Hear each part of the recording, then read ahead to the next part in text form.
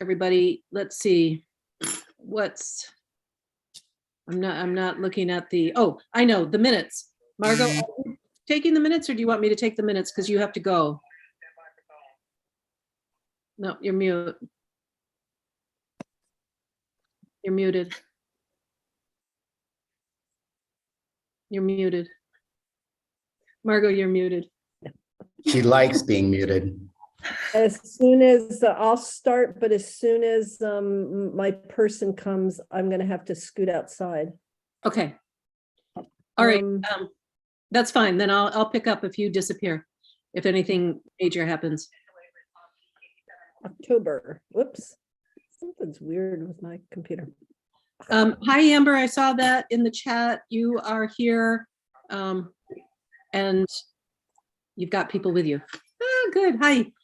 So the agenda is just very, very short because I know that likely people are going to get talking about the intersection and about Elm Street sidewalks.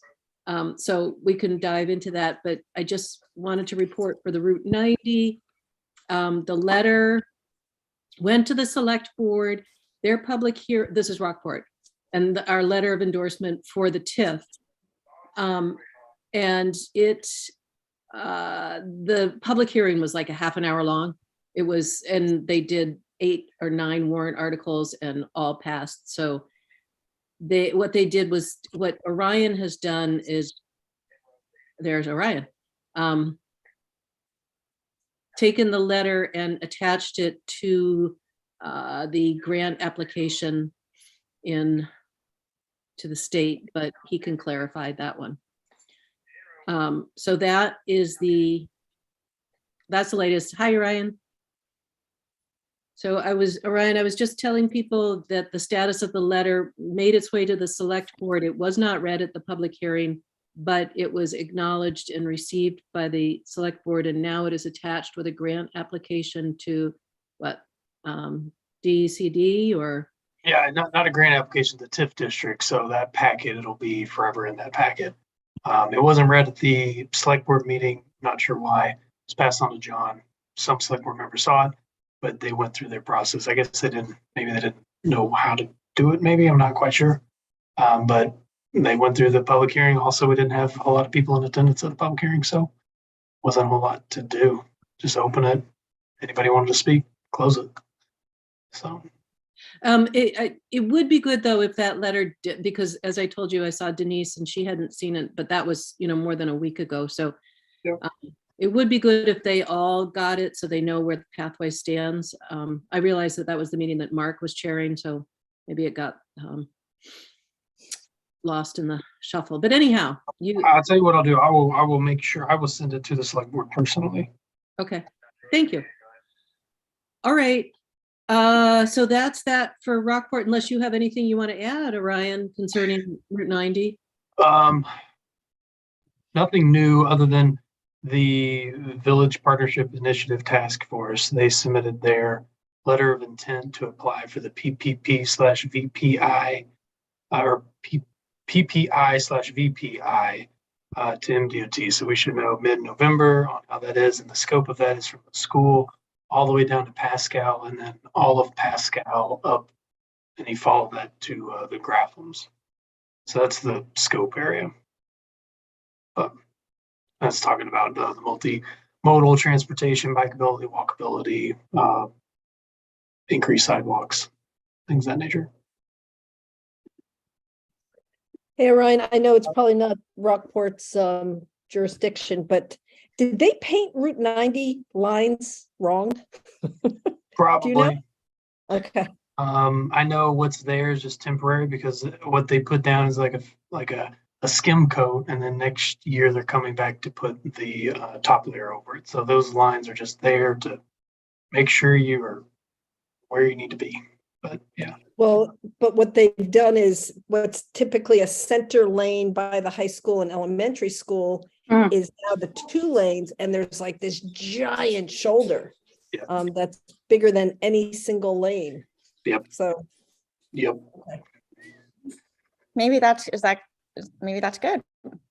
Yeah, I know. Well, it does do a little funky thing in there, but it Yeah, I does get confused lot of every real time estate. I'm driving in the shoulder. And then when I get to the part where I'm like, oh, I'm on the shoulder. So, Yeah. oh, well, Yeah, they get over it. Yeah. MDOT. That, oh, go I ahead. was writing when you just mentioned the PPI VPI is just an application that's been submitted to No, DOT. so that's a letter of intent Okay. for this purpose. And then they say, yeah, we agree and we'll take the next step. Okay. That's all that is. And I saw that Patrick was at the workshop in Camden. Is Patrick still in the process for Rockport for Route 90 for these grants as well? No, I've not talked with Patrick. Okay, No, we deal with Steve. Steve Cole. Just jumping quickly, and I can't remember if I put this on the agenda or not, but I do believe at your last select board meeting or the time before, Alice and Bob had mentioned that Route 1 North is going out to bid again. And I can't remember where, Jeff, you will remember where it's all left in terms of bike lanes on that road. Yeah. Or it's just a 5-foot shoulder. Yeah, let me, before we just jump off of the TIF district, did an article make it in the paper basically reflecting the opinion of the pathways? No, And why not? probably because yours truly didn't get it together to put it into the newspaper, but it is in the record. The vote is next week, right? Oh, no, so it's too late. Never mind. Okay. Yeah. Okay, Linda, just for the record, I did volunteer to cover that for you. Okay, Make well, sure it went in. we probably should have communicated about it, but All right, so that was another missed opportunity. Okay, thanks. So the shoulder on Route 1 North is 5 foot. And that's what'll happen. Both northbound and southbound, with some variation depending on geography. so given the success of other spots around the state with sharrows and symbols and whatever they're called, are we advocating for that on Route 1 North? We did strongly, and there was something that, and we went through this whole process too. Something about them being reticent to do that because of the width of the shoulder being too skinny for the standard width required for a sharrow. Not a sharrow, but for a symbol of a bike within the shoulder. Sharrow wouldn't be good on Route 1. But what we were advocating for was a bike symbol in the shoulder. And they don't like to do that unless it's 8 feet. And the mystery is how it occurred, because I think that's a state road, but I'm not sure, God, I'm forgetting the names of roads now. And when Dave was in Rockland and you did, is it Old County Road? Old County Road, and that's not 8 feet. Is Old County a state route? Yes. Linda, So- can you take over minutes for just a few? So what kind of happened there is, it isn't 8 feet, but if it actually goes, so the sharrow, it says it's an official bike lane, but then when it narrows down to 4 feet, then the posting of it being a bike lane goes away, and they're just assuming people will continue to use it as a bike lane. So the answer to your question, no, it wasn't 8 feet. And right, I didn't think it was, but is that a state road? It's probably a secondary road, and possibly Route 1 is considered a primary road, and there might be some kind of difference between the two because of speed and traffic. I don't know. I'm not for sure. That isn't for sure, but I'm guessing it's something to do with that. That's all I know, Linda. Their issue was the fact that bike lanes are designated for bikes and not pedestrians. And so we tried to kind of compromise with them, and we found these other symbols that showed bikes and pedestrians. That's right. We And tried to come they up were with like, one. no. But, Dave is a little bit of an expert in these applications for experimental treatments. We didn't have Dave at the time, so it might be worth circling back on that to get a clearer answer. But yeah, that was their thing, because they said if on a road like that, if you're gonna have a bike lane, you also need to have a, designated pedestrian area, so the bikes don't get to push you with the pedestrians, basically. So Thank you, Allison's Allison. right. Yeah. That's absolutely right. I forgot. Yeah. And also, just as one little follow-up to that, I ended it by sending some optional symbols to the BCM to have them begin advocating at the government level for a new symbol that included both bikes and peds. And I haven't followed up with that since I did that. So that I can do that. Yeah, and you also could fill out that application for an experimental, road treatment and submit it for something, for whatever you're proposing, bike slash, pedestrian type of application, and see where it goes. Jim Tassi would be helpful with that, because he's familiar with that application and that experimental documentation that you give that to the regional engineer, who's Dave Allen, and they're supposed to be able to, give you some kind of an answer on that, whether or not they'll approve it or not. But that is one approach you can take. I mean, it'd be worth filling that out and, making them telling you no, they don't usually, if you go through all the trouble of doing it, usually they don't just say no, what I'm finding, but they don't. Yeah. Who's they that fills this out? The project manager, the town, or Pathways? Pathways. I mean, I don't know. I don't see why the Pathways, as an official group of the towns, couldn't fill that application out and submit it. I mean, there's no reason why you can't. So that's in process. That's the thing of process. And we can talk about that with Audra, but the reason I brought it up is because if Route 1's it's going out to bid, and we had a car bike crash in Lincolnville on that stretch 3 months ago, and there's going to be more.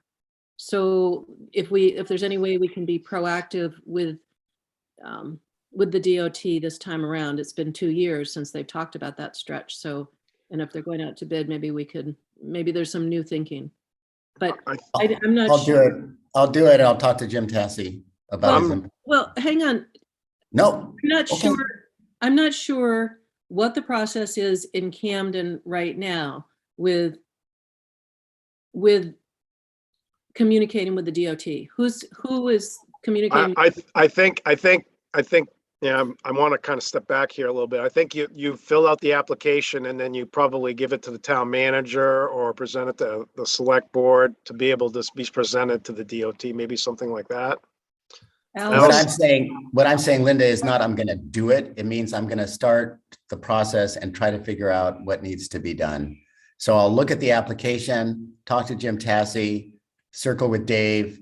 Allison gets copied on it to make sure that we're not doing something out of order. It just means I'm going to start moving it. It doesn't mean I'm going to renegade this thing. I would think that maybe Dave should take a look at it. We're the only place where we've been successful in the past with this has been Dave looking at the situation and filling out the form and then communicating with DOT. So I think it should start with, first of all, isn't this just for when the road actually would get done? Right. Are we proposing? So yeah. Why doesn't Dave kind of look at it? And the most important thing, I think, to Audra and to the select forward theoretically would be that, you know, the person in the road commissioner, the public works director, you know, got some input from citizens and looked at it and thought it would be worth asking DOT to do to do this. So And- Or it sounds like you do probably, think it's worth it, so. or probably really the correct way to do it would be, you know, you request the manager to have me do it, and then I do it and submit it to the MDOT. That's really the right way to do it. I mean, if So- we're I gonna think- follow the procedure, Okay, so Right. I mean, I'm supposed to do that as the liaison or, if, sure. so it just avoids all the round and round, but maybe just look at the plans to start with and just familiarize yourself with the. if I you- think Jeff's really right though about Old County Road. Old County Road didn't have an 8-foot shoulder. It had a 5-foot and then a 4-foot. And we posted it at the 5-foot mark, and at the 4-foot mark, we didn't post it. and that was 6 years ago though, wasn't it? Yeah, I mean, things could have changed, but I don't think so. No, this was 6 years ago when we were talking about this practically before. Yeah. here. Yeah, but I think that- the point is that somebody got hurt and it's going to happen again. So if the pathways can have any influence in terms of looking at it, Allison, let us know what we're supposed to do, okay? So if you need a formal request to Audra or whatever. What about, yeah, I mean, I don't think there's going to be any pushback, but what about something we could do now in terms of, I think we had talked at the time about the road widening, putting those signs up that say that state law requires giving cyclists 3 feet. Right? There are those signs that I've seen places where it's like you have to give 3 feet. And, you know, that's why BCM was doing that campaign where they're having cyclists ride with the pool noodles to demonstrate what 3 feet was. But I think, I mean, we could request to have signage put up that just reminds people of the law and that they have to give cyclists room when they pass. I don't know. I whenever I'm in Freeport, I look at the shoulder and it's not, extensive, but they have a specific, they've got symbols on the pavement and it's very clear. So I don't know why that's a DOT controlled road. It would be nice if we resolve this test question, because ultimately they will paint that project. And if they could paint these symbols in the shoulder at the same time, it would be sweet, rather than the town having to come back or they having to come back later. Yeah, at the front end. Okay, so we'll get started on that. Somebody, Allison, you'll let us know. Yeah, I mean, I think it's just double checking with Audra that it's okay that Dave works on it, and I think it's probably going to be fine. But Jeff is right. The point is the symbols on the highway. I mean, Oh yeah, no, I think, I mean, honestly, if anybody could make it happen, it's going to be Dave talking to them. So because he's accomplished it in other places. So I mean, so I feel, of course, if you look at it, Dave, and you think it makes sense, you don't have to do it if you don't. But wait sounds a like- minute. Wait a minute. I mean, I don't want to dictate, like I'm assuming that he's going to look at it and think it's a good thing to do. So, Look at the plans, you mean? Okay. right. All Yeah, I right. mean, I haven't sure looked at any of that. I mean, I've looked at just about everything else, but I've not looked at that. I've really stayed away from the Route 1 North thing completely. It's not been on my radar at all. It hasn't been on anybody's radar because it died for a while. You know, they had the plans, they went out to bid, it was too expensive and it just kind of fizzled out, but But the Yeah. thing is, when you go out to bid on something, paint is included in that bid and the price of paint these days. So if the DOT knows that we're concerned about that, given that there was a person injured last year and there'll be more, and you have there's more injuries along the highway. I know the Bicycle Coalition, I keep getting press releases about different, crashes and deaths around the state with bicyclists and pedestrians. So, I think it's the Pathways Committee that would push forward. So however we can do it, if it's a memo or whatever, we'll do that. So sorry, I didn't mean to take up that much time. let's move to Elm Street sidewalks. And the stop and go intersection, and then the select board's workshop on October 24th, that was a long one. So Yeah, that was a little bit painful. do you want to go ahead and debrief us on that? So I was lucky enough to get Dave to agree to come tonight. I did just want to maybe start out by, I took right before this, I drove and took a video and some photos showing that section, just so everybody kind of, would that be helpful Yeah, at all? It feels like what always holds us up on the select board is that nobody quite, not everybody exactly knows what we're talking about or what the condition is. But if everybody already feels like you've got it like totally memorized what that section looks like, then I won't bother. Like Elm Street from like Park Street to Montessori. I think it's worth showing. yeah, go ahead and show us.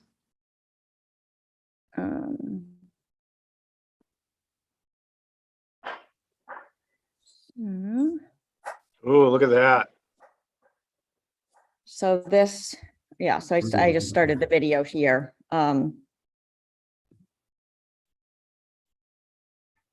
That's great. Yay. Congratulations, Dave. Well, wait, the trees aren't even there yet. Wait until the trees are there. Oh, trees. Oh, trees. Look at that crosswalk.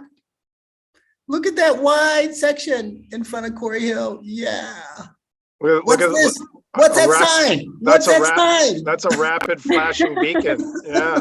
That Solar is power. just actually in the plans. I don't believe it.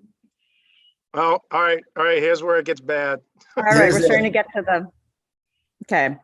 This isn't as bad as it gets, No, though. that's not too bad. No, but, no, it yeah. gets worse and worse as you go down. Yeah. More and So, more you know, dangerous. first, we've got the beginning of the poorly placed utility Yeah. poles. So once you've stumbled over the weeds and you can't make it down through the tip down, that's not ADA, to And then ADA specs. You hit your head on the telephone pole. So they We did, could- somebody just did a bunch of stuff here I mean, this falls That was, apart every that couple. that was me 2 days ago. Oh, that was the town? Yeah, yeah. Oh, Yeah, I did that. I couldn't take it anymore. Another oh, wow, pothole. they were- No, this was like, This was really bad. oh, Yeah. yeah. Yeah. Yep. I mean, it was like really dangerous. I just didn't want to go through another winter. I felt like someone was really going to get hurt there. That's a good telephone pole. I like that one. Yeah, that one's good. That one's pretty So, good you know, too. the thing in the past, in the master plan, Look- because look there at seemed to be that. no other solution. What was Look at- that? Look at that right there. I mean, try and walk through that if you had a limp or something. I mean, that's not, And just so you know, that's the exit for the secret little connector too. right, it is. Yeah, that cuts across the woods there. Where does that go? Where does that go, Jeff? To the That goes apartment to the- buildings, Oh, Yep. okay, across from Rankin's. right. Yeah. A lot So of plowing people use is that. obviously really hard. And that whole section was the section that was being plowed on the sidewalk. Look how With all high, those look how high poles. and narrow that is back. If you back Oh, up a little bit, whoops. that was, Yeah, I so- just got blurry. yeah, I mean, look how high that is. And Yeah. I mean, It's gonna get higher. It's Oh, gonna yeah? get higher. Yeah, it'll get higher. Give it time. so when you fall off the sidewalk and you end up in the shoulder, But think of a wheelchair trying to navigate this. oh, they Oh, can't. it's- They And we, can't and we, navigate. and we can't take care of it in the winter either. No. Yeah. And then this, pay attention to this right here. So, Yeah. so this The is, replacement. so look how this shoulder, see how you have the turning lane right there? And it kind of, you lose all of the shoulder to accommodate that turning lane. And then look at from the town motel to the stop and go, how narrow the sidewalk is.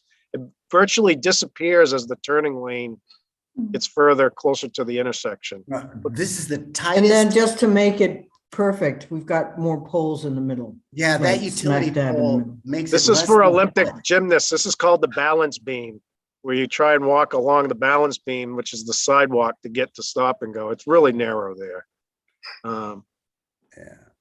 Maybe 3 feet, Jeff, maybe? at Yeah, the oh, and I most. don't think 3 feet, couple of 3 feet, but there's one section Right that you there, have to squeeze by the pole that is Yeah. really tight. It's just incredible. right there. I mean, look at that. There's no sidewalk there. Well, it's a couple feet.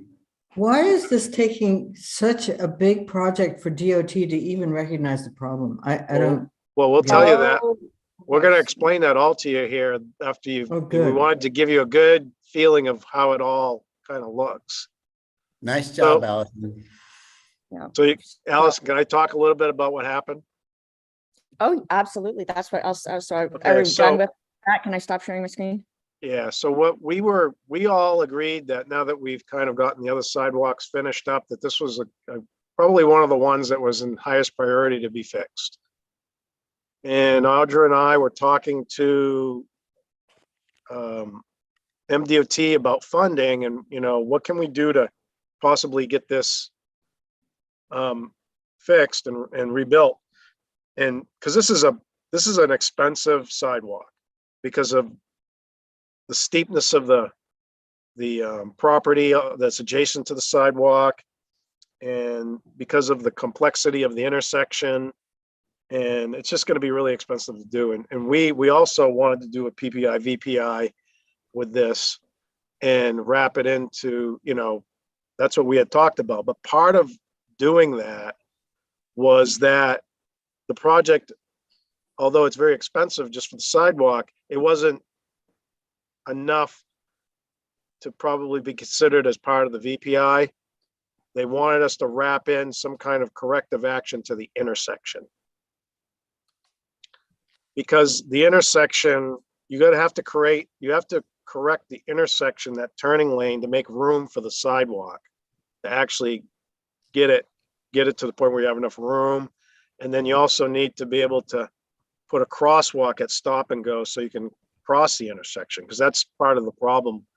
Once you get to the intersection, you really have no way of getting to the other side unless you kind of take a right at Stop and Go and you go through the parking lot and then you go to the end on Union Street. Now there's a crosswalk kind of at the end of the Montessori School on Union Street. You can cross over there, but nobody's really going to do that. They get to the intersection and they want to cross the street, which is what everybody generally does. So they said, all right, well, we're going to do a study on the intersection and try and figure out, what's the traffic flow, what kind of treatments we could do to each part of that intersection, and what the consequences of the traffic, how do we affect the traffic at each one of those intersections with each one of those treatments? And that was what the presentation to the select board was during the workshop. And we basically went over several different options, and pretty much it came down to, the least amount or the smallest thing we could do that have the biggest gains was to probably put remove that right-hand turning lane heading north on Route 1 to accommodate the sidewalk, and then possibly put a stop sign on the Union Street side heading out on towards Route 1 to allow for some type of traffic control for a crosswalk. And that's pretty much where we started getting into problems, because some people didn't agree with that. Some people felt like, the blinking light and just the way it is the way it should stay. And if we do that, we really can't correct the intersection and make it so we can cross through there. And which kind of cancels out any, possibility of the VPI being, applied for and potentially receiving funding to do that sidewalk project. So that's kind of where we're at with the whole thing. We need, if this is something that people feel is important and they feel like we really need to improve the sidewalk along that stretch of Route 1, and we need to, probably improve the intersection at Union Street, then probably the pathways is going to have to get involved and kind of promote that, because there needs to be some type of community outreach, a community involvement pushing for this, or it won't probably happen. I think that from an economic standpoint, it makes sense to try and expand the downtown all the way out to Quarry Hill. The property owners on that section of Route 1, they're really at a disadvantage because the people at the bed and breakfasts or any of those establishments really can't safely walk up and down that road and get to the downtown safely or easily. It's difficult. And it's just in really bad need to be repaired because of the condition. None of it's ADA accessible. We've had a person fall down, break their hip on it. We can't maintain it in the wintertime. I don't think that there's another sidewalk in town that falls into this category of, need. So I can only do so much. We've kind of presented it. And now it's falling into probably the realm of needing support from property owners, residents, and maybe the pathways, if that's something you guys want. One more clarification, Dave. It sounds like, and Allison, you can chime in too. It sounds like the result of these workshops and the presentation by the multiple presentations by Patrick are that the select board is sort of at the same place they were when we went into the project, can't agree yet on a way forward to improve that situation. Yeah, Okay. so I think that what happened is, and this is where I'm hoping that Audra and I talked a little bit about this, that maybe Pathways could help to kind of provide a little bit of a primer possibly for, you look at the amount of planning that has gone on in the past, everything from, I was just looking over the downtown master plan, and, it identifies that intersection as a problem. It talks about the sidewalk. It's, even has concept designs for how the intersection should change, all these different places in town where sort of robust community input I wasn't even a part of that in 2012, but I've read it thoroughly and read articles about it. There was a really big process that was voted on then by everybody. There were all these series of improvements that we were going to make to pedestrian infrastructure and intersections. And this falls into it. Then you have the Pathways master plan, the years of you guys identifying this as an issue, trying to come up with solutions like, pave arounds and, all kinds of things. And a lot of, some of the select board, hasn't been a part of that and kind of doesn't realize that, the basic issue. So I think part of the issue with DOT's workshop and the presentation to the select board, we kind of realized some of us already know that in order to make improvements to that sidewalk, basically something has to change with that intersection.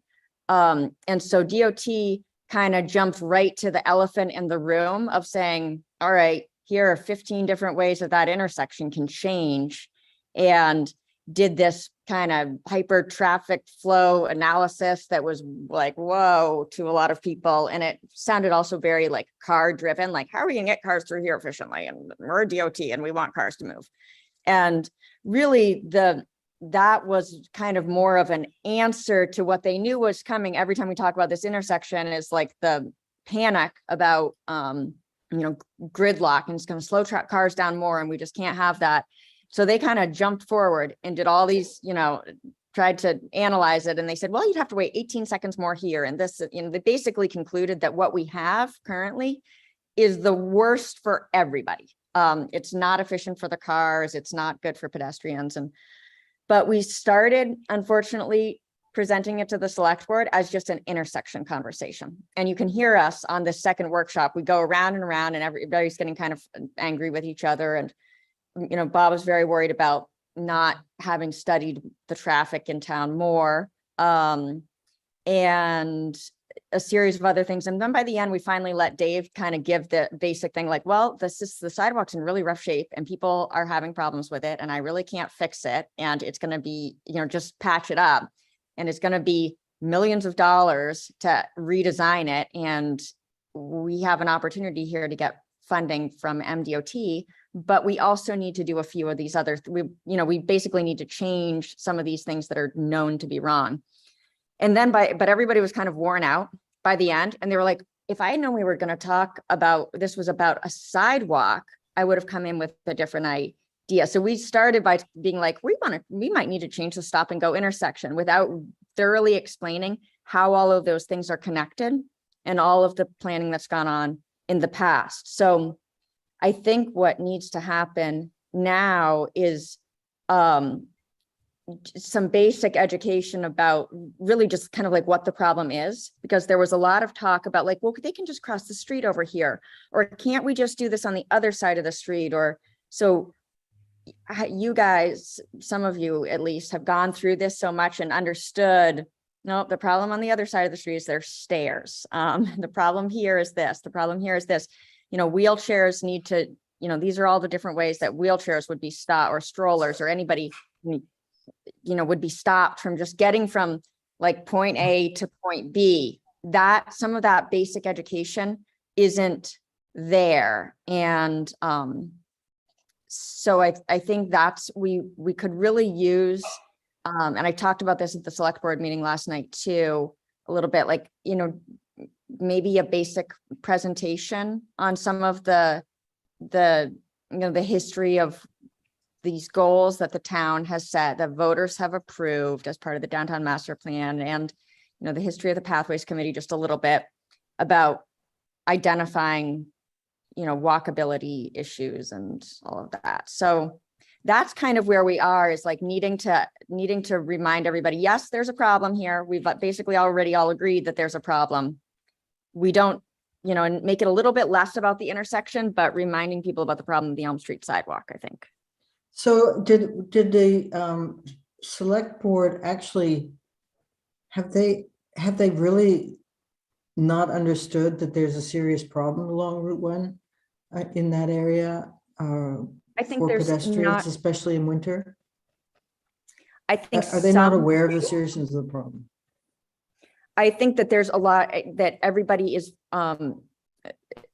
caring about it, but not necessarily having had the experience of walking there. So I think everybody's basically at different levels of, general, I don't want to speak for anybody else, but I know, for example, Tom Hedstrom said that, a high priority of his is pedestrian, safety in general, and pedestrian safety and walkability. And so, he clearly grasped it all very quickly, but most of us haven't been staring at that for years and kind of going through the process of like, well, why can't we just do this? And why can't we just do this? I remember it was like 4 or 5 years ago that I did it for the first time, and it took a little bit. So the connection between like that right-hand turn lane and all of that. Yeah, it's not, I don't think it's that anybody on the select board is like anti-pedestrian, but I think it needs to be spelled out so that it's understood that we can't, like, not everything with the intersection can stay the same and have a meaningful improvement for pedestrians. So Allison, I just want to understand, did Patrick say that the preferred plan from the DOT is to put a stop sign on Union Street? No? No, they believe that the best thing is a light, a 3-way light. Okay. But Did there Patrick may be say that? right. Did Patrick Yeah. say that, or was he just reading the data?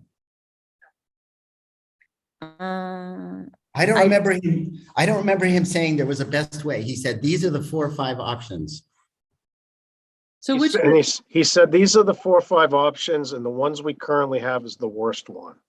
but is what's what the, he's- then what, so one's a stop sign, one's a 3-way light, what's the other one? One's a 3-way stop sign. There was a bunch of different scenarios. And But then, we didn't get to the point of saying which one is the preferred one, because we just kind of kept on getting into this cycle of saying there really isn't a problem, I think, is kind of what I got the impression of. And that, And like, have they studied, Bob was really fixated on like how, whether they've studied what the impact would be to all of the side streets and kind Heading of south. talk about like Yeah. turning it into, yeah, a lot of it was for him was like heading south, what that would Well, he's got, do. he's got a point, because people, that would, whatever happens affects how traffic flows through Rockport Village, because people take that route to bypass the what's happened in the summertime in Camden. So there's more. he was actually saying how much of an improvement that would be for the town of Rockport. That's what, Right. that was one of the things that came up, because everybody is circumventing that light by cutting through, Rockport to get, to get around that. Yeah, it's just, it's just more about evening the fairness of each point, so that there's no benefit for you trying to circumvent it. You know what I mean? I think that was what he was trying to do with the signalization or whatever traffic control device they were using. They were just trying to even out the traffic flow at each point, so that really people aren't trying to go around, because they don't want to go down Route 1. There would be no benefit to go through Union Street when if you could just stay on Route 1 and get the same result. But part of the whole discussion is that if Camden chooses to do something, then the money would flow a little bit more for the sidewalk south to the new Esplanade on Route 1, all the way up to Quarry Hill. Would the DOT fund that? The DOT, this is what the DOT said. The way they wrote it up was they would want the town to request of them to change the intersection to an agreed treatment. And also, that would be tied into the improvements to the sidewalk. And then that would trigger, interest in applying. You don't automatically get it Mhm. with the VPI. But which- it would go all the way up to Quarry Hill? That was what we were talking about. Correct. Patrick heard you say that, or Patrick said that. That's what we were talking about. Yep. Okay. Yeah, So- I'm trying to imagine this process, and I agree that I think we have to sort of recalibrate here. And I actually sort of blame I blame Patrick for the way he did his presentation on the data of the MDOT data. It was atrocious, and I mentioned that 2 months ago at this meeting, that it was absolutely correct, the information that Patrick presented, but it was all data. And I still encourage all of you to read through it so you can better understand. It's hard. You can better understand how it was presented. And I'm happy to take another meeting to do that. Although I think, Dave, your summary here was really good. Still, it might be helpful to understand the various options that DOT presented, with right-hand turns and left-hand turns and control and not control and stop signs or signals at each intersection, and the pros and cons of each. And then they count the amount of time held and all this other stuff. But that forms the foundation for what the select board heard. And they didn't really get to, I didn't think in the presentation, what Dave is advocating here for, and Allison, that they need to hear from the people whether there is a problem there. And the problem is not only is the issue traffic, but the issue from our point of view has always been and never changes, is that there is no way for a pedestrian to get north or southbound on Route 1 from town safely. It's awful. And Anita's done a great job advocating for this over the years. It's not just in the wintertime when it's really bad because there's no plowing possible, but it's in the summertime, a person with a stroller or a wheelchair cannot go down. And I cannot count on both hands how many times I've seen a wheelchair going up the shoulder in the street because they can't get to the sidewalk and they know it. And I talk to them, they go, yeah, I know, I just go up here. It's like, okay, all right. And that's not the kind of town we want to live in. So the question is how to tip the scale in favor of concern of being aware of this. And I think it comes down to doing a presentation to the select board and advocating for that. And I see you, Anita, waving and stuff. Anita wants to say something, so wrap I it know, up. but let me But just. that's perfectly stated. You're saying it so perfectly. You're exactly summarizing it right. So that's what we have to do. And we have to do that in a very organized, clear method. And yeah, and that's what I would like to see. Really what you just said, Jeff. Good. Let's have Anita have her piece. Okay, I'm not wishing to repeat what Jeff said. What Jeff said is entirely accurate. What I want to make is a suggestion that could be very helpful. Elections are coming up next week. And that's an opportunity to take a space at a table for people to do their community actions.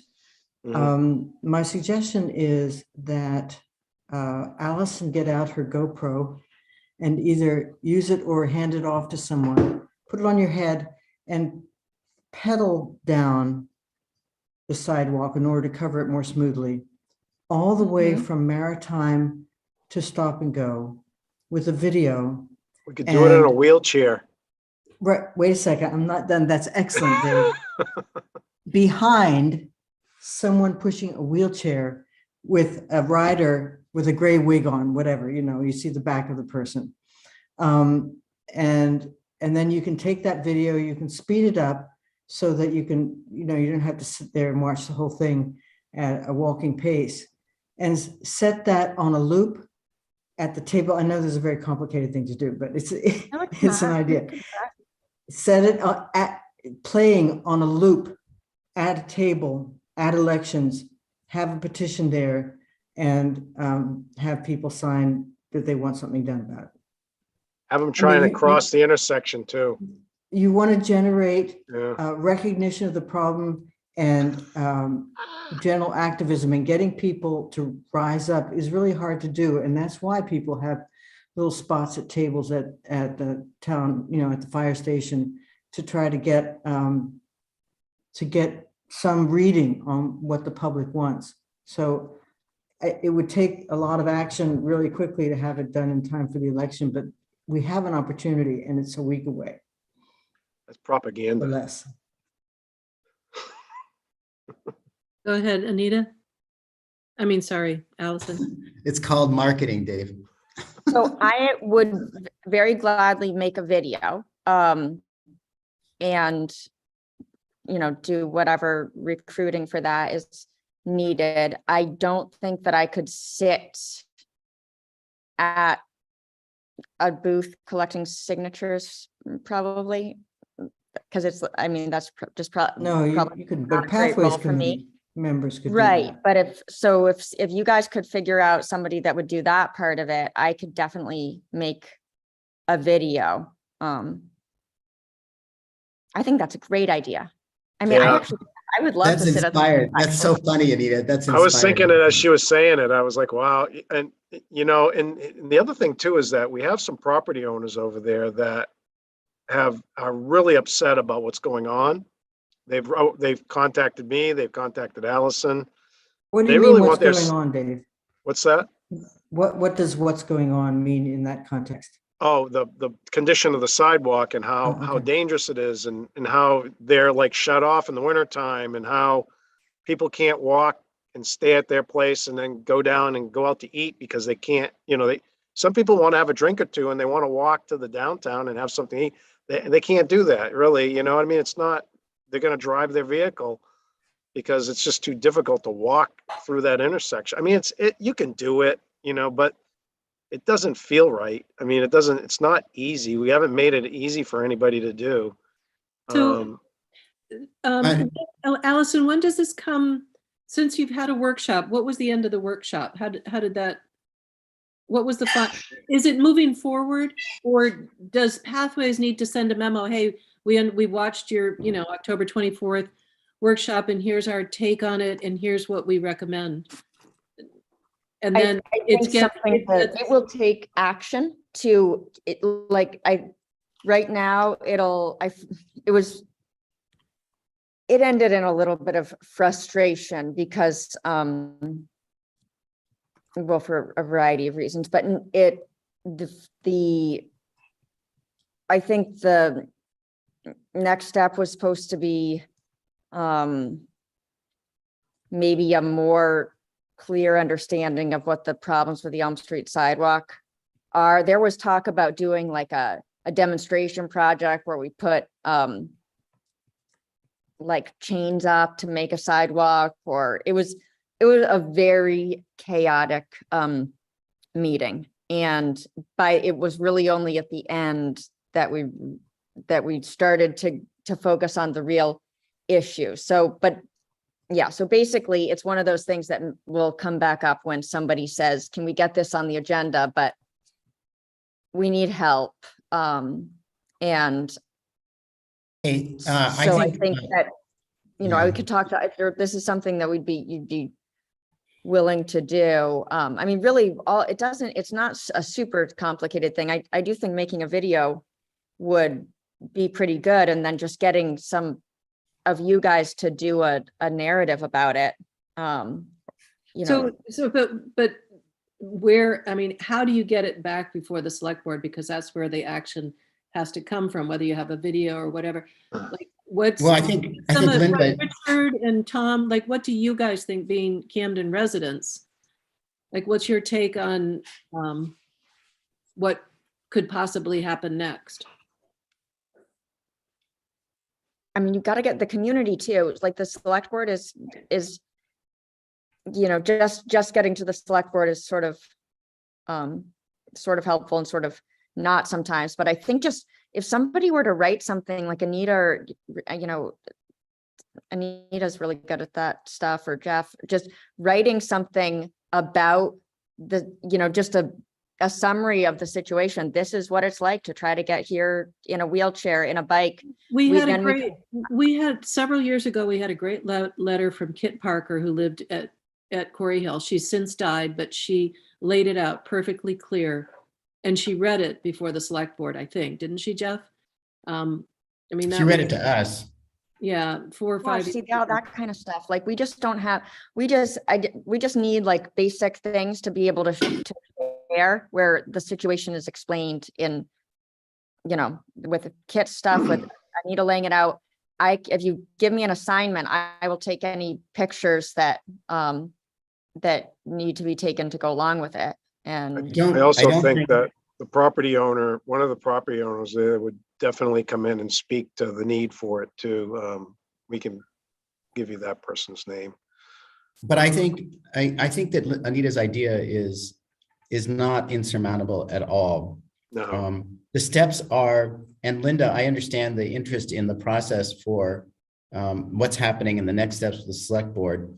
But imagine this: the video is taken. There is literally the video running on a little screen, and in front of it, it says, if you agree with this issue, please sign your name. That's all. That all has to be there. And you can somebody sits there for the day. And I guess you have to have somebody there. No, you don't even have to have somebody there, because I've seen petitions sitting there without anybody behind them too on a voting day. But if it's running there and you say, if you agree with this, sign it. And then in a month or two, we ask the select board to say, hey, we want to present the results of this vote and express and give you some background on exactly what happens. Show the same video, describe the issues in the context of our master plans, and show the signatures.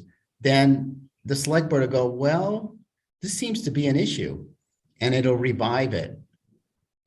And the other thing too, and just to be fair, is that we don't have to do anything here. We can leave it just the way it is. And, that's the option. And I always like to say, what's the option? Because There's other things that I can move on to. But you guys have presented this to me as one of the things that was a problem a while back.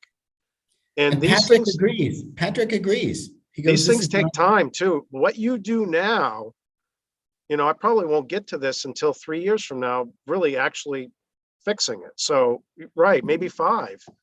And if there isn't people out starting this, getting the ball rolling, it will never get done.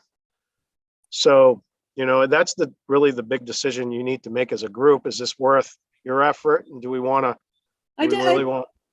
Yeah. okay, Dave, I don't understand that though. If Pathways has recommended to the town and you have your annual budget and you know the state of the of Elm Street sidewalk, it does get done at some point, right? I mean, the sidewalks in town cannot all be ignored, right? Well, I mean, what will happen is I will have a study done or I have an engineer plan drawn up.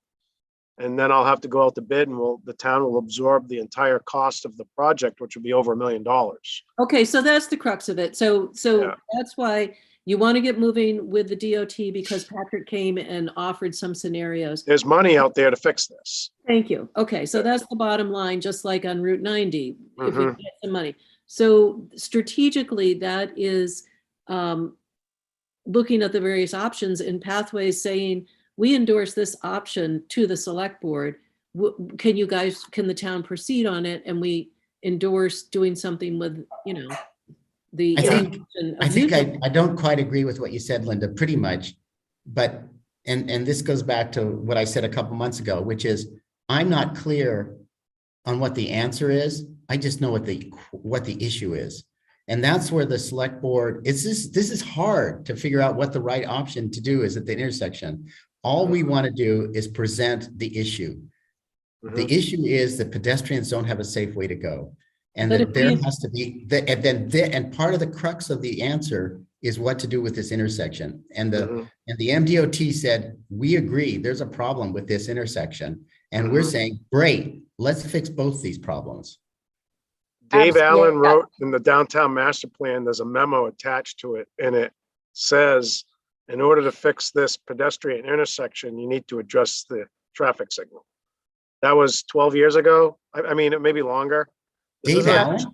10 Yeah, years Dave ago. Allen wrote, I have the memo. I scan if anybody wants I can give it to you. I have it. the downtown master plan Yeah. is, we scanned it with all the appendices, but you're exactly right, Jeff, that I think what our mistake was so far was starting with this intersection. What we need is for a lot of momentum around agreeing that there's a problem and that it's not acceptable that the problem continues, and then make it politically unacceptable to just ignore the whole situation. And then you get people like, oh, okay, at some point we'll figure out a solution with the intersection. The downtown master plan shows, for instance, that, which technically everybody voted on. So that has a concept drawing. And what it does is it just shows that the right-hand turn lane gets much, much smaller. Like at the very end, there's a little bit of a right-hand turn lane. There are 4 crosswalks, but Shorter, I mean, not smaller, shorter length. exactly, Is that yeah, what you mean? that's Yeah. correct. Yep. Yeah. So, I mean, we'll figure that out, but right now the conversation revolved around well, we might make it worse by doing this. And, is there really that big of a problem? And so I think you're just exactly right with what you're saying. I don't know what the perfect solution is either. There isn't a perfect solution, but one of them, something out there is going to be better than what we have. So the majority of the select board wants status quo on the intersection. No, I think that that there was a lot of confusion about what the motivation was for it because of the way it was presented. I had a great conversation with Tom Hedstrom after, I don't think he would mind me saying this, where we talked about sort of the breakdown of the meeting, and he was very, has very consistently been very much in favor of increasing, pedestrian walkability everywhere. And understanding that that might mean a little changing things for cars. And, he hadn't ever, just like I hadn't a few years ago, he had never heard of seen the downtown master plan or seen all of this stuff that, already established this as a priority. So I think that that's where, there's just a little bit of confusion about kind of like, hold on, do people already support this or do they not? And, is this a new thing that we've just like come up with? It was because it came as a surprise a little bit to people, and it just needs to be put into context, I think, of like, this is part of these long-term goals, that we've been chipping away at. And this has been one of these insurmountable things that we haven't been able to tackle because of the cost, and just, put it into that larger framework. Deb Dodge, a few times when I was elected to the select board, she sat down with me and she gave me this thing and she said, "This is your Bible, Allison. It's the downtown master plan." And I remember at the time I was kind of like, I rolled my eyes a little bit at it because, I also heard people bring up the downtown master plan with like pretty flower pots and things like that. And I was like, you know what? I grew up here and I know what this town needs a little bit, and it's not flower pots. But then when I finally, took the time a few times to look more carefully at it, I realized like, oh my gosh, there was so much community input, so much work went into this, and so much of it is still just so good. And just what was recommended then is what should happen now. So I think it's really been helpful to me to be able to go back to like what everybody agreed on in 2012 and say, okay, well, here's, and because some of the things we have made progress on, a lot of the stuff is pathway stuff. So I think we just need to help people get there to see that like a lot of work already went into identifying some of this stuff. And we would actually be overturning voters. There's so few things you can say this about that, like voters approved. There was a major plan that was created with widespread community input. We paid a bunch of money to do it. And then voters approved this master plan overwhelmingly. And it's kind of a mandate. In a lot of ways, you could say that voters already approved changing that intersection because, they did really. Well, then why not? Moving forward. Well, then why not move forward with that? I think that that's the attitude that almost that pathways should take. Like we already did this. We already, a few people have gotten really upset with me over the years and I realize why now, because they already feel like we went through this really big process and now something came up and the select board doesn't, the Mechanic Street parking lot was one of those issues a little bit. I didn't quite get it. And, they're in terms of why a couple of things were important to people, but they felt like they'd worked really hard on it. And we already, the town had already kind of agreed. And then you get new people that don't have the context. So I guess I don't understand. I understand the need for raising public awareness, and however that falls out, that's great. That's good. But I also wonder why it doesn't make sense for Pathways to send a letter to the select board. We applaud you for meeting with Patrick. The Elm Street sidewalk is horrible, and we understand that, rebuilding the intersection is part and parcel of possibly getting more money to rebuild that sidewalk. So we're all in favor of that, however that falls out. Oh, yeah. I mean, I think saying something like that, rather than getting to the point of endorsing a certain solution at the intersection, just saying that, all of that stuff about being glad to see that something is happening and that it should be a priority, and that you recognize that is going to mean some kind of change at the intersection. So that gives that gives leverage for the committee to say, have we heard back from the town? Has the town responded to our letter? And meanwhile, you can go and start doing the activist stuff that you guys are talking about, making some filmmaking, screening some films, or however that falls out. I don't know about election day. I can't do anything on election day. I don't know if anybody else wants to take that one on. Before we get there, can't- could I just I can't- ask, Yeah, go ahead, Tom. does the master plan show a traffic light there? Remember, I'll send you guys all a link to it right now. I don't remember, Tom, but I have it right here. I can get to it. The one that's on the town website is a really poor version of it because it's not keyword searchable, but is that what you have, Jeff? I'm looking. But I was gonna I look at have the, to I scan was my gonna own look at, copy. I was gonna look at the drawings. Right. Isn't that what you're asking, Tom? Yeah, it seems like that's going to be an important, I mean, there's a lot of things, a lot of important things here, but it seems to me that's going to be a key one. I think if you try to put up a stop sign on Union Street, you're going to get a lot of resistance. That is the only place you can get across Main Street without waiting on traffic for God knows how long.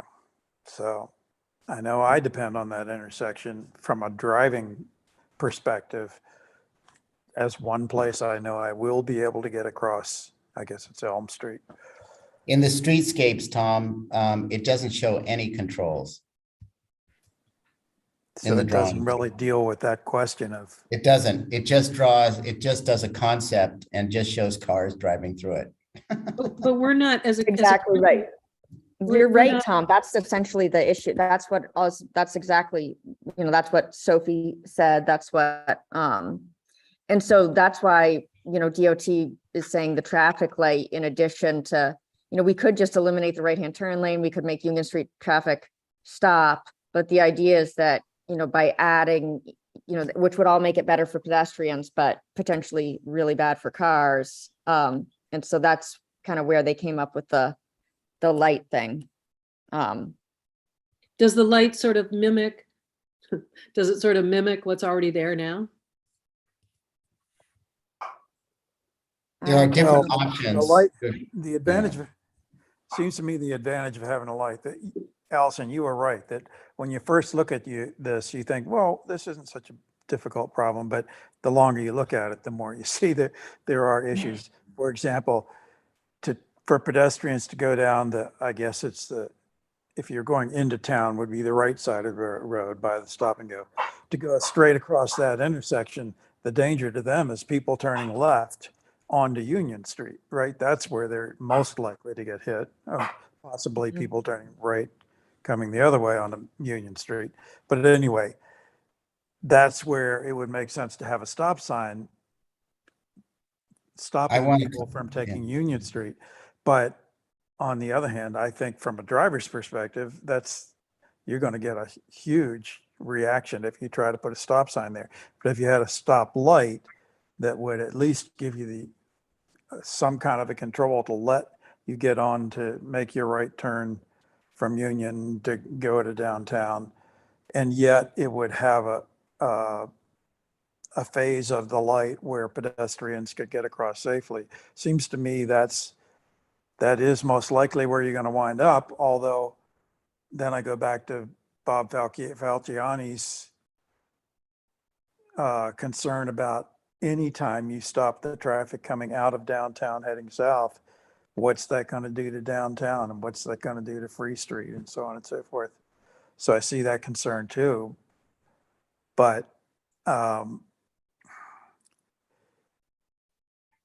I think the idea of raising concern is great, but I just think the reason people keep putting it off, and I'm a newcomer here, but the reason people keep putting off this issue is because it really is a difficult issue.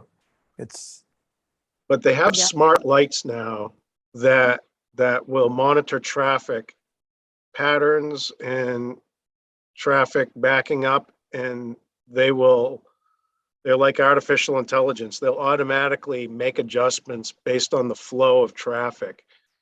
And that probably ultimately is going to be the solution, because it's not going to be consistent or constant. The problem or the issues are going to change seasonally, based on the time of day, based on the amount of pedestrians.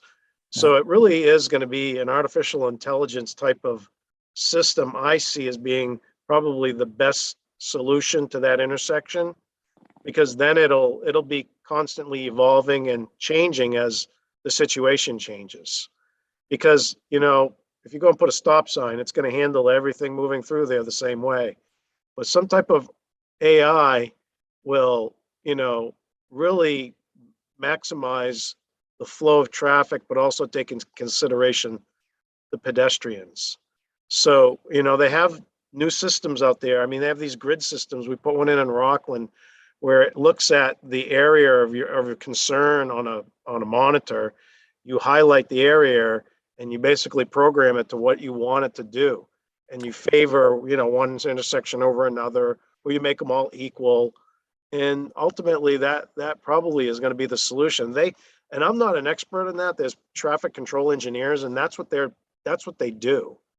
I mean, we can't think that Camden has the only hardest situation in the world. I mean, That's I right. mean, it's kind of silly to think that Camden is the only place that can't be solved in terms of, you know, making it safe for a pedestrian to walk through an intersection. I mean, that's kind of silly if we really think that we're so, you know, special that we can't fix that. I mean, I don't know. I'm going to just step back and say, I don't think that's right. So, oh, Just for process, Linda, if I can just jump in, I'm going to put another stake in the ground and say that it's not our job to figure out what the answer is. We don't need to know whether it's a stop sign or a signal or AI. Our issue is to continue to raise the safety problem for pedestrians on sidewalks going north and south. And I would like us as a committee to focus on that. It's tempting to go to the solution, but I don't think that's what we want to do. There are people that can do this. And thinking back to, anyway, that's all. That's what I want to say and try to dig us out of going into the solution problem. yeah, I'm not hearing that people want to come up with a solution in this conversation, but I do hear from Allison and Dave that that focusing on access to the money is really important right now. So the solution is to resolve that intersection. That's our solution in order to get the money. The solution is not in the our solution is not in the mechanics, but our suggested solution is to get going on that intersection so that we can get some state money. We're not in competition with Rockport, are we? With this?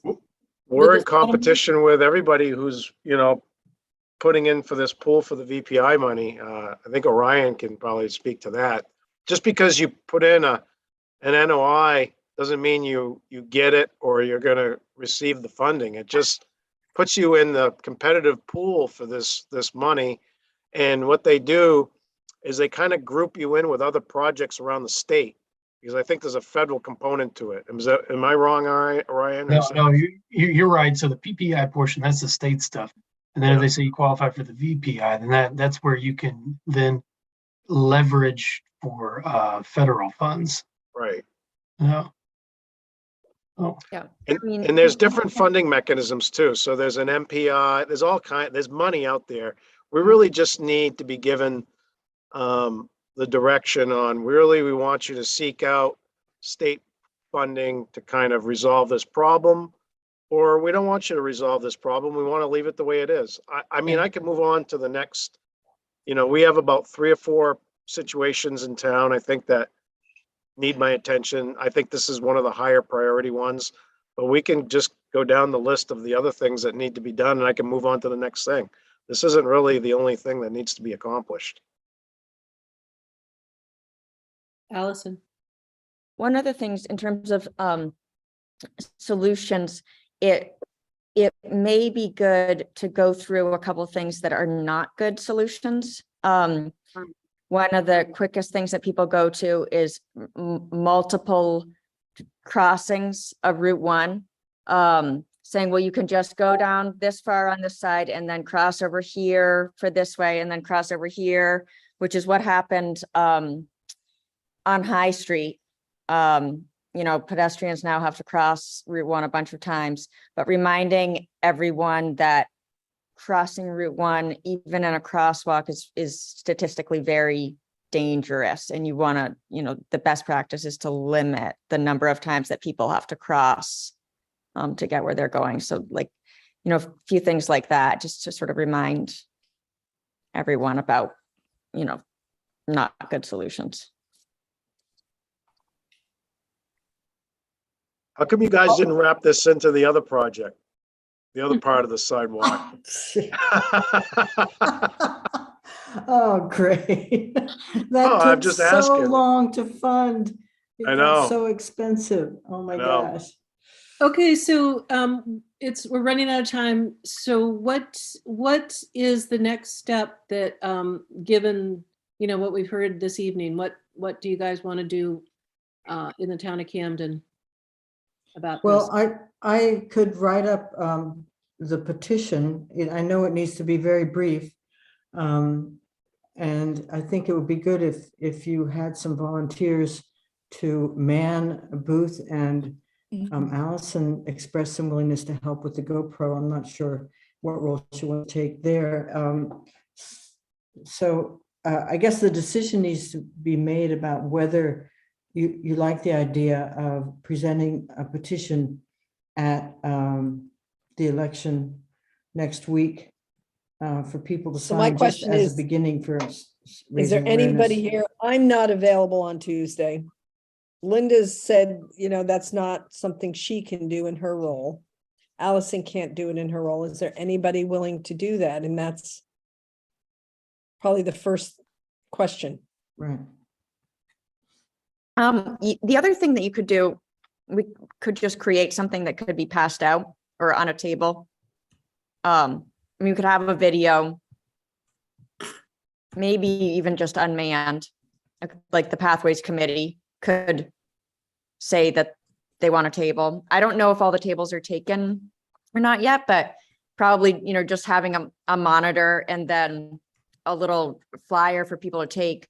The petition thing gets a little complicated with, I doubt you're asking for like a legal petition forcing something on the ballot, right? That it wasn't, yeah.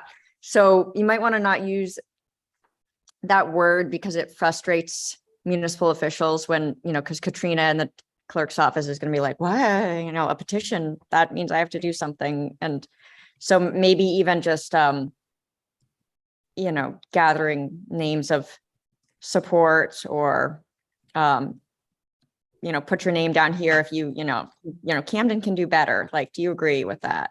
But what's the hook?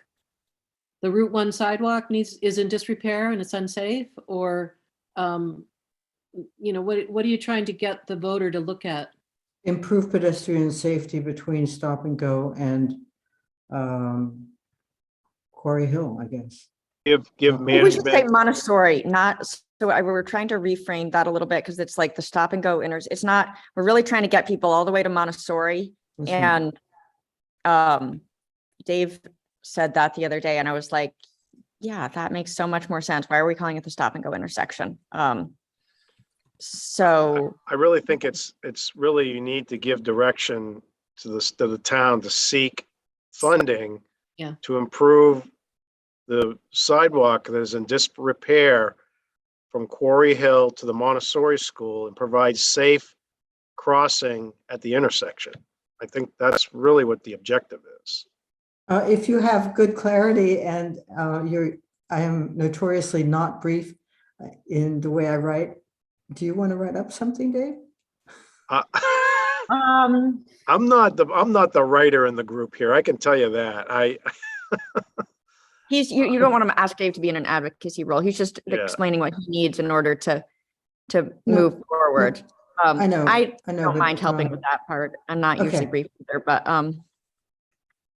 but basically, I mean, there's got to be some kind of great thing about, like, you know, Quarry Hill to the Montessori School and, you know, safe for all ages and all ability levels. Like, it should be safe for somebody in a motorized scooter and safe for a toddler. Yeah, and we've left out. It just seems One like of the there's, things, sorry guys, but it seems like there's a disconnect between this committee and not first communicating with the select board that, hey, we understand you guys have been talking about this and this is what we really hope you do.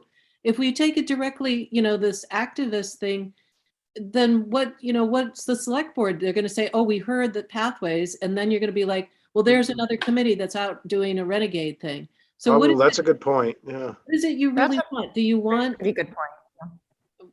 Can I also just chime in?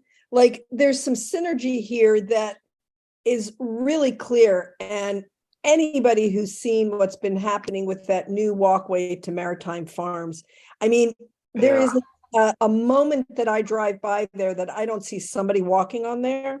I was And thinking the so- same thing. And the same is true with going up to Shirt Tail. People are already starting to walk that. In And the so- downtown.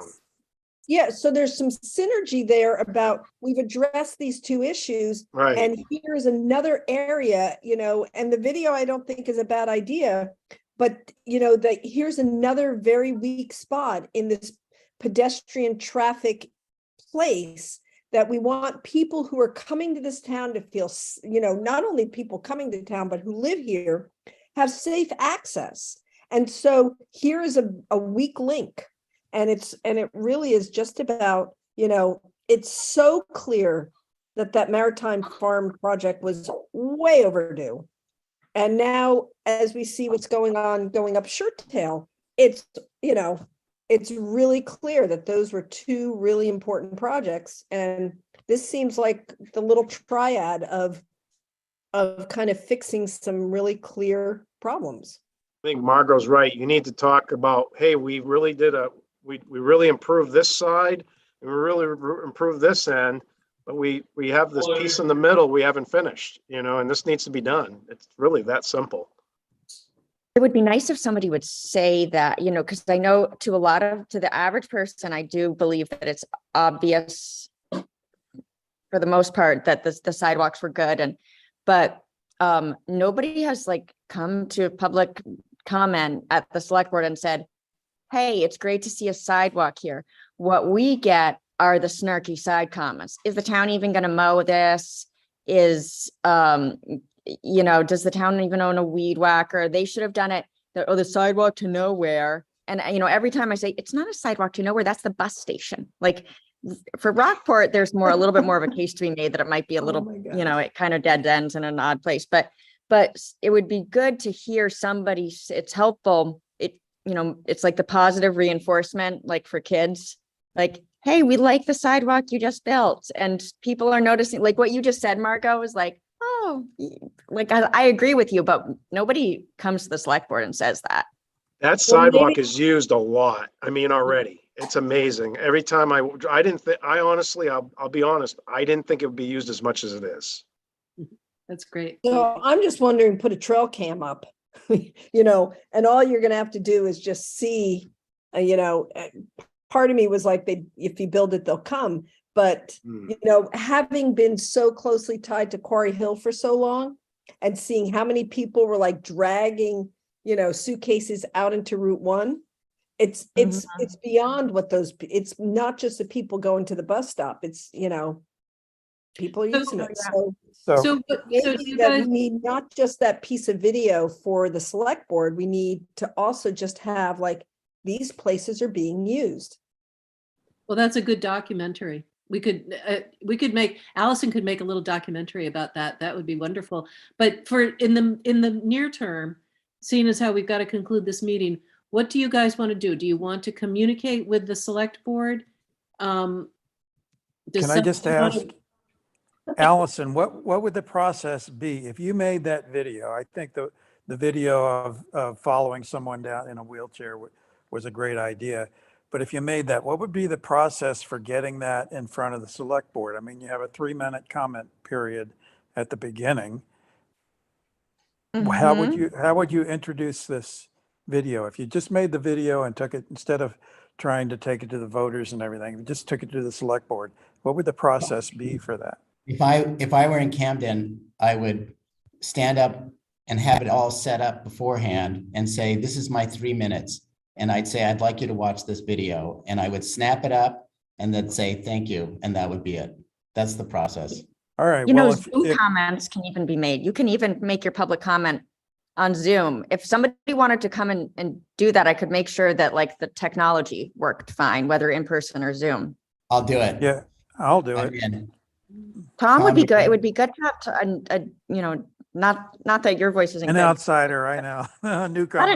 not an outsider, but just, you know, a new voice sometimes that. So then Allison, can you help Tom with getting on the, well, no, actually it doesn't have to get on the agenda. I'm not Then- good at No, okay. So right, the for- public so comment. Yeah. It'll be in the public comment in 2 weeks? Is that what it after? When do you next meet? That'd probably be a good idea. That's 2 weeks, because you met last night, right? So, Can we just reiterate, like, we're making a video and Tom is going to be willing to present it? Yep. Who's making the video?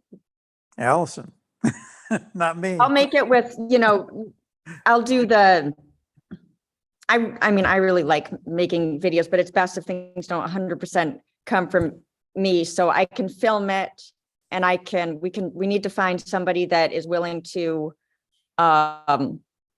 maybe either be in a wheelchair or ideally somebody. a little who's already- duplicitous. I don't think that What? that's. No? Or no. I think just- you can just me wheel- walking? No, just get a wheelchair, somebody pushing the wheelchair down. You don't have to have somebody in it who's not actually in a wheelchair. Do you know what I mean? You can just We- have. On an empty wheelchair? Have push an empty wheelchair or a cart or something, but don't put a fake person. Everybody's gonna be like, that's horrible. Could ask a person with a disability to try and do it too. If somebody, Yeah, if if somebody somebody- arises, that wants to do it, we could do it like that. We could also just take, like somebody with a stroller kind I of was does the thinking same that, thing. yeah. I know lots of Stroller people would like be that, good. or It is much less Yeah. inflammatory. loaded, you know, but it's Mhm. right. So I'd like Or, to you say know, a that, kid.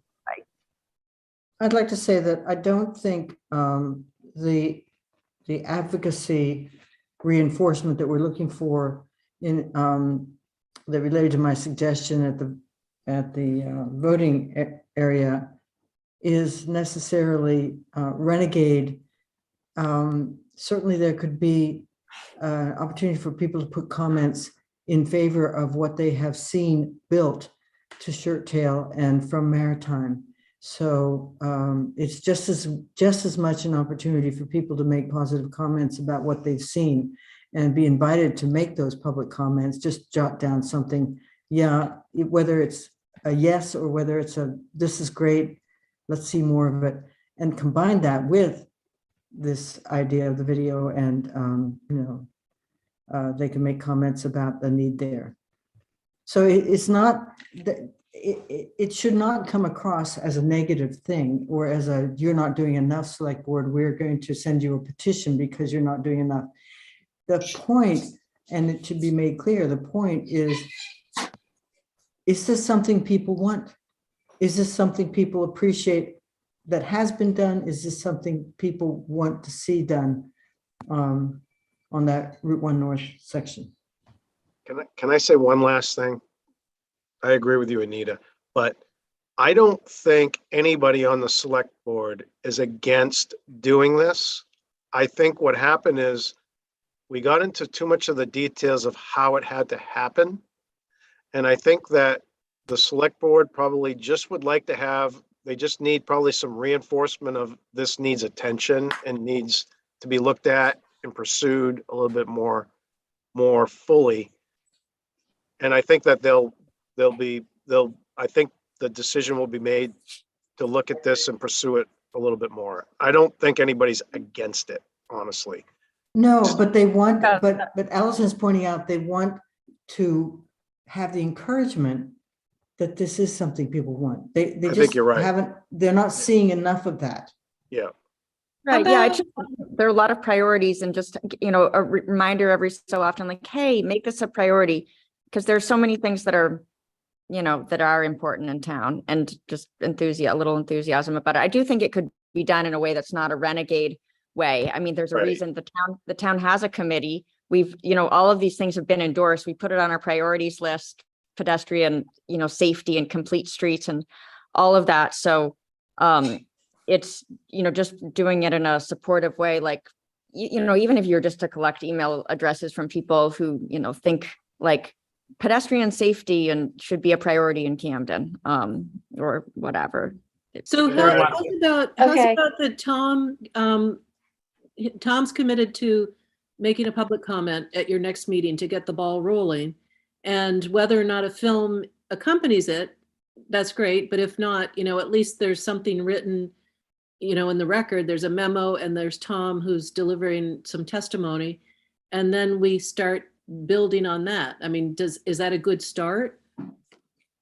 I definitely think so, yeah. And if we could get something written up about the summarizing, all the reasons why Pathways has long identified this as a problem sidewalk or whatever.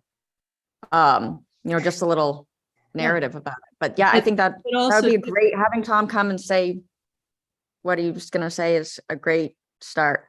but as Dave said, to encourage the board to move forward and pursue fixing the Elm Street sidewalk.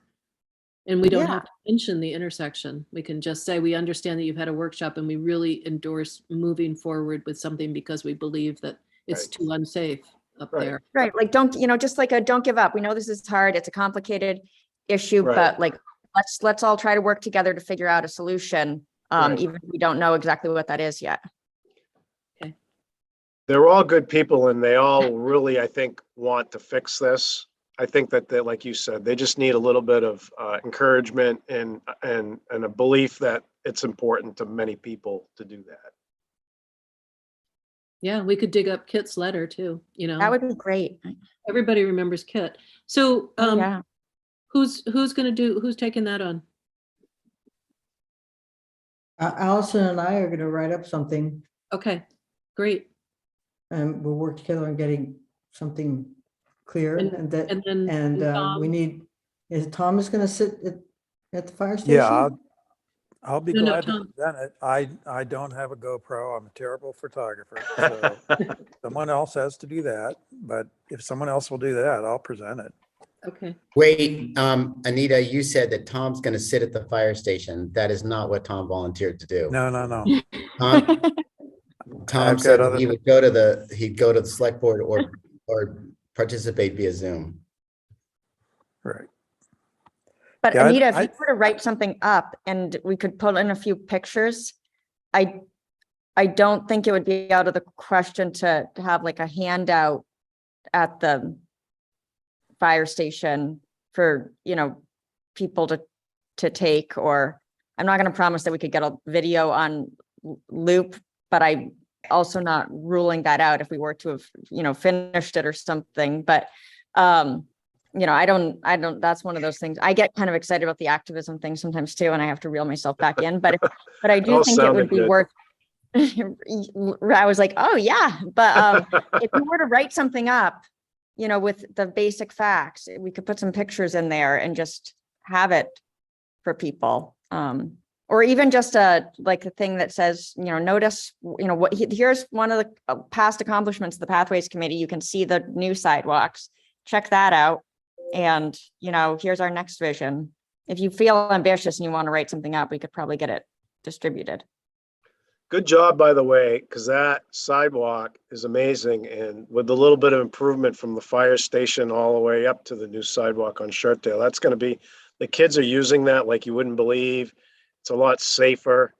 It's a lot easier to walk on. It's going to be easier to take care of in the winter. That was a great accomplishment. I was glad to be part of it on the tail end to see it, through. But congratulations. How many years? 12, I mean, think about that. 12 years ago, you guys started this. yeah. And now you Wait, just got that's this what- little section that's- left that you got to get it over the hurdle, this little piece. Yeah, that's when the Shirt Tail grant was written. For some reason, I remember it was a 2010 grant cycle. That is really an asset to the town now, I think. I That's think people are using it and it came out really nice. We're not quite done on Shirt Tail yet, but they did a great job. And Yeah, there's even the Maritime, I car think- wash, Yeah, the it feels car like wash is both done. of those have been there all along. They were well engineered. The car wash has been done? I mean, it's, do you guys even know this, that there's a sidewalk in front of the car wash now? No. Oh, we yeah. don't know that. I was there today. Took I an wanna see arrow. it. I I took mean, an arrow. Dave used up like 5 of his lives on this one. Oh my But God. I mean, it's really DOT, but the thing is, We'll take without that the Churchill offline. project. Let's take No, that but- offline, Dave.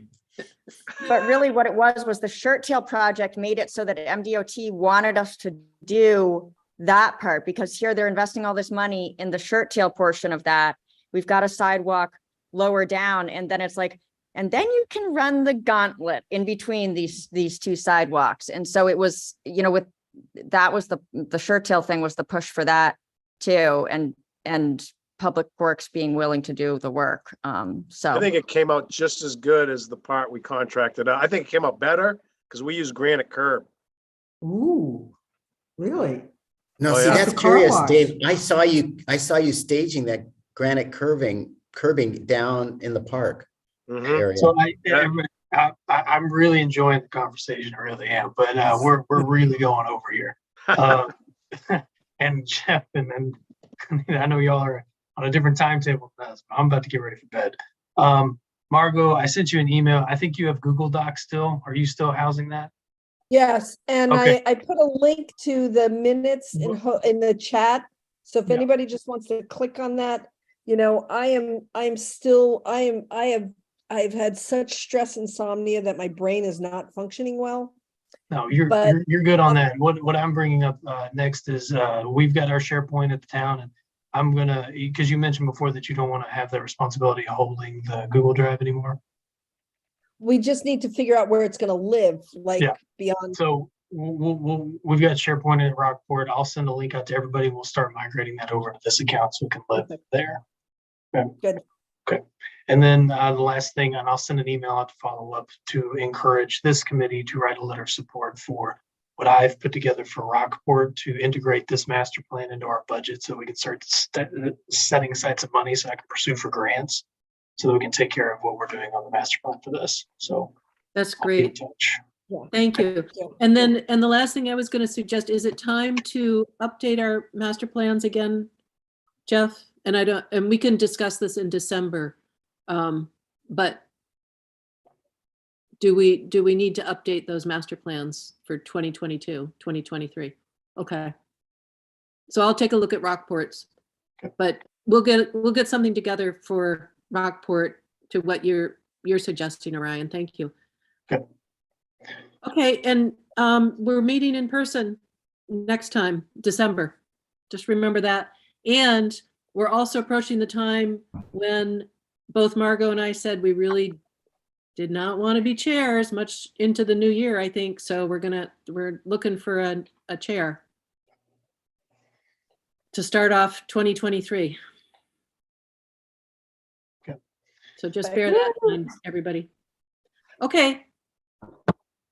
Thank you. Thanks, everybody. Thank you, Dave, for coming. you. Thanks, Ryan. Thanks, See ya. Allison. Okay, thank you, Okay, everyone. bye. Tom will be in touch, and Nita will be yeah, in touch. good. Oh, Allison. Oh, I'm gonna text you about what I just texted you before. I want to talk to you Oh, about. yeah. Okay, all right. See you guys. Thanks, Amber.